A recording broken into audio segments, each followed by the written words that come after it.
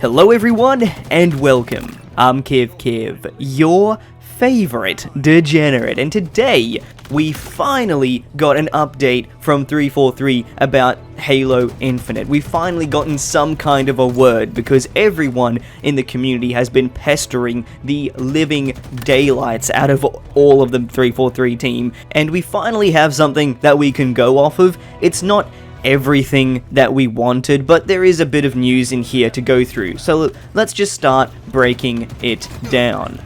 So to start off with, Joe Staten talks about the priority list. This is 343's things to do list, and for a lot of people it may be quite a long list, but they have summed it up into a couple of brief points. So number one is addressing the issues that are really hurting players and their experience with the game. So that covers a wide range of different issues that they are going to continue to work on, but it is good to see that that is at the top of their list, helping the game with its stability, because that does involve a whole lot of known and also possibly some unknown issues down the track. This is involving things like anti-cheat and also your Spartan career, and then unknown issues like BTB being randomly broken that they needed to patch and get fixed. So there is that side of things, and this is going to take the form of a public hot list so that the community can see what they are going to be prioritizing. Number 2 on their priority list is completing Season 2's content and delivering it on May 3rd as promised. I have a problem with this, and it's the very simple date of when that comes out. So we essentially won't be getting any fresh, significant content drop until a little under 2 months from now. And when you consider the state of the game right now, you have to ask yourself, how badly is this going to be affected by the delay in this content?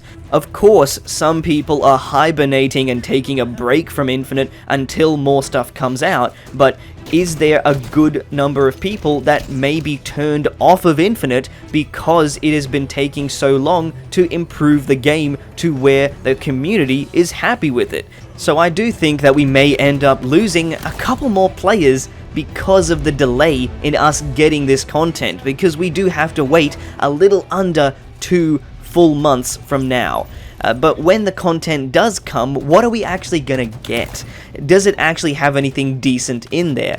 I'm actually very interested and very excited for what they've shown us. This whole theme of Season 2 is based around the idea of lone wolves. To me, it really echoes the idea of the Spartan headhunters, the idea of these Spartans who work alone but to benefit the UNSC overall, and I absolutely love this artwork that they've got with the Spartan customizations. It just looks so damn cool to me, and I think that this is the perfect example of what Infinite's customization should be, and I really hope that they do this justice and that they do it right. Apparently, we're going to get new characters alongside cinematics and also story-themed events and battle pass items that embody the Lone Wolves theme. Those 2 Spartans that you saw earlier are actually going to be characters in Season 2, so I'm actually pretty interested to see if they can pull all of this off nicely. There is also going to be a new Fracture event featuring this armor piece, and we did see some leaks of it earlier, and I do have to say, with this coloring, I actually think it's a really cool design. I get the vibe of a steampunk Spartan, which I think is pretty cool. However, there is some bad news with this. It looks like 343 is still trying to push the idea of armor cores. They have a new armor core for the Fracture event, and there will be another separate armor core for the Lone Wolves armor pieces, which sucks. I don't really like the idea of that, but either way, let's move on. We're going to be getting 2 new maps. Hell yes! Finally, this is some good news that I wanted to hear. We are getting a new BTB map, which is going to be called Breaker, and this is the concept art for it. Seems to be a really cool idea of fighting all the way underneath a big-ass banished structure, so that seems pretty nice. And then also a Forerunner-esque map. Finally, we've been needing one of those for a long time now. It's going to be called Catalyst, and yeah, to me, looks really nice, and loving the absolute aesthetic of this map. I think it is going to be great. I am a little disappointed that we're only getting 2 after all of this time. I really would have expected a bit more, but the fact that we still have to wait 2 months almost until we get that really pisses me off, because it's like that will end up making it almost 6 months from launch, and considering we launched with less maps than ever before, that's really disappointing. We are also going to be getting some new game modes, and one of them is basically a Battle Royale game mode. It's a free-for-all elimination called Last Spartan Standing. I know that Battle Royales not being in Halo is a really good thing for a lot of people, and people who value the traditional Halo multiplayer, but I think that this might be 343 trying to walk the tightrope and end up trying to keep both sides of the argument happy by not doing a official big-scale Battle Royale, but a small and casual-sized free-for-all with eliminations, so that way you can keep both sides reasonably happy. I think that might be what's going on here. Apparently we're also gonna get land grab, which to me sounds like territories, and then also classic King of the Hill. But let's move on to co-op campaign and Forge.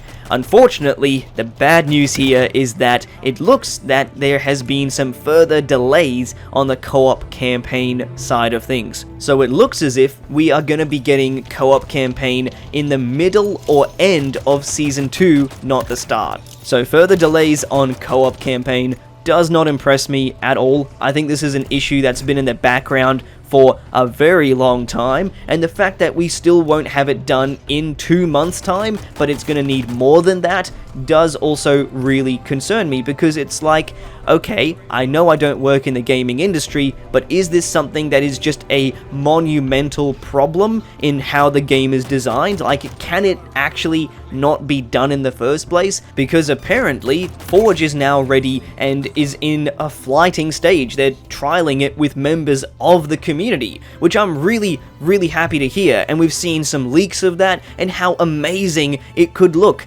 I'm glad that they are doing this level of testing, because if you want to release it and you want to make sure that it's going to work properly, do the flighting, get all of the stuff working perfectly. That's what the Halo Insider program is all for, and they haven't made use of that since the game was released. So I think finally seeing some of that taking effect would be really good.